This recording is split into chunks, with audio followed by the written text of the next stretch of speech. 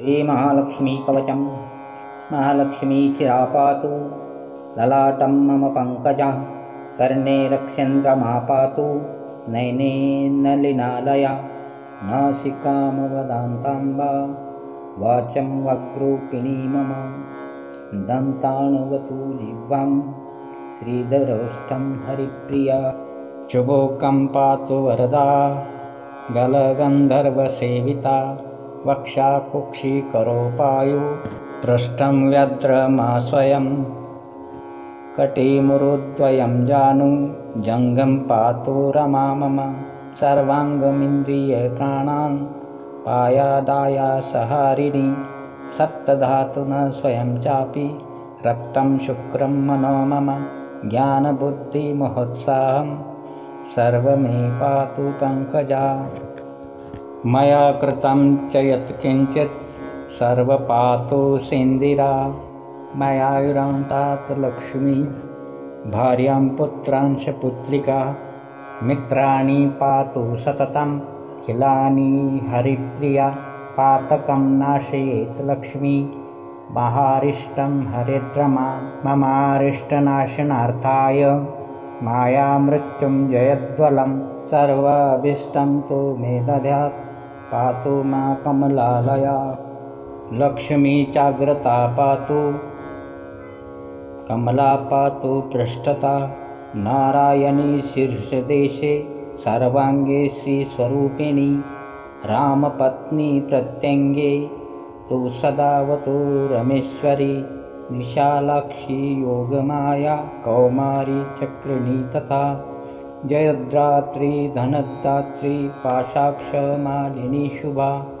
हरिप्रिया हरिरामा जयङ्करी महोद्धरी कृष्णपरायणा देवी श्रीकृष्णमनमोहिनी जयङ्करी महारौद्री सिद्धिदात्री शुभङ्करी सुखदा मोक्षदा देवी चित्रकूटनिवासिनी भयं हरित् सदा पायात् बन्धनाद्विमोचेत् कवचन्तो महापुण्यं यः पठेत् भक्तिसंयुता त्रिसन्ध्यमेकसन्ध्यवा मुच्यते सर्वसङ्कटा पठनं कवचस्य पुत्रधनविवर्धनं भीतिविनाशनश्चैव त्रिपुलोकेषु कीर्तितम् भोजपत्रे समालिख्ये रोचना कुङ्कुमेन तु धारणादगलदेशे च सर्वसिद्धिर्भविष्यति अपुत्रो लभते पुत्रं धनार्थी लभते धनं मोक्षार्थी मोक्षमप्नोति कवचस्य प्रसादता गर्भिणीं लभते पुत्रं वन्ध्या च गर्भिणी भवेत् धारित्यद्रिकण्ठे च अथवा वामबाहुके यः पठेन्नियतो भक्त्या स एवं विष्णुर्भवेत् मृत्युव्याधिं भयं तस्य नास्ति किञ्चिन्महिन्तले पठेद्वा पाठयद्वापि शृणुच्छावयेदपि सर्वपापविमुक्तस्तु लभ्यते परमागतिं विपद्ये सङ्कटे घोरे तथा च गहने वने राजद्वारे च नौकायां तथा च रणमध्ये श्रीब्रह्मवैवर्तेन्द्रं प्रतिहरणोपदिष्टं लक्ष्मीकवचं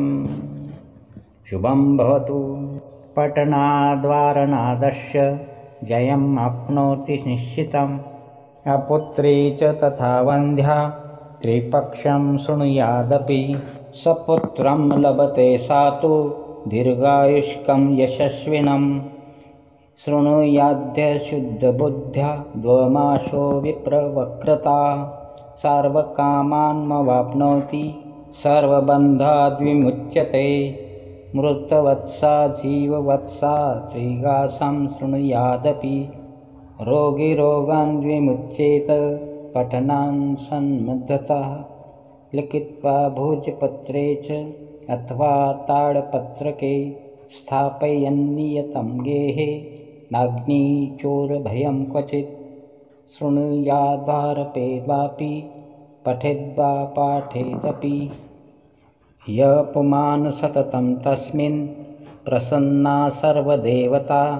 बहुना किमिहोक्तेन सर्वजीवेश्वरेश्वरी आद्याशक्ति सदा लक्ष्मी भक्तानुग्रहकारिणी धारके पाठके चैव निश्चला निवसेत ध्रुवम्। ते श्रीमहालक्ष्मी कवच शुभं भवतु।